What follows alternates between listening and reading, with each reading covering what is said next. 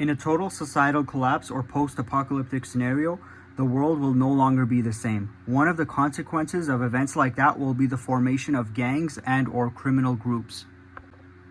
Keep in mind, there will be prepper groups and families who try to get supplies the right way by hunting, farming, fishing, gathering and filtering water, and maybe hitting up abandoned warehouses.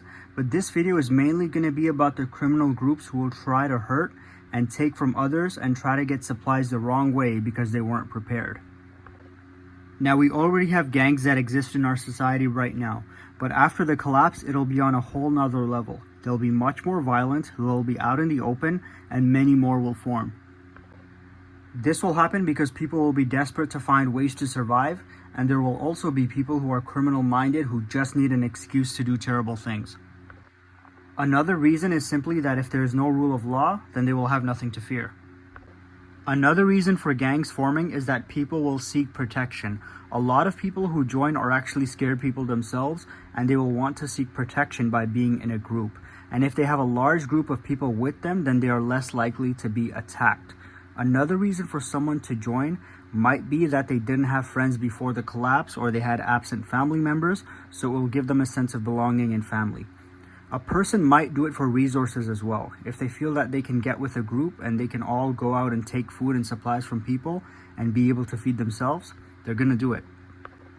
Now, I'm not saying trying to find supplies is a bad thing, but there's a huge difference between breaking into some abandoned store to get supplies and robbing a family to get supplies.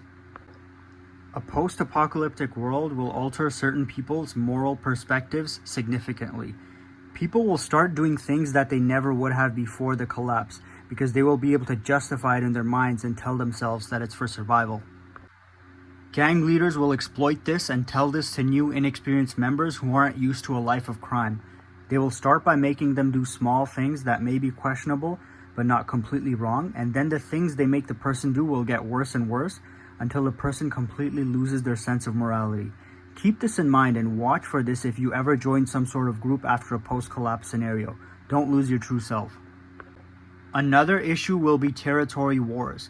Depending on how long it's been, there will start to be fights over territory. It could be a mall with grocery stores and lots of other useful supplies, or it could be over farmland with cows, chickens, and vegetables. There will be a struggle for dominance that will escalate into territory wars, making it much more dangerous for people who are alone or for small groups of people like families. Restoring order will be a huge challenge, and it will require a leader and a very large group of people who are genuinely good people who don't want to take advantage of the weak. It'll be people who are tough that can handle dangerous situations and either eliminate the gangs or keep them under control. You'll need a leader and a group of people who are strong enough to defend themselves but can also function in a normal society and a family environment. Once you have a proper leader and a group, you can start rebuilding trust, establishing order and governance structures, making sure resources are equally distributed, providing safety, assigning roles, and other things like that.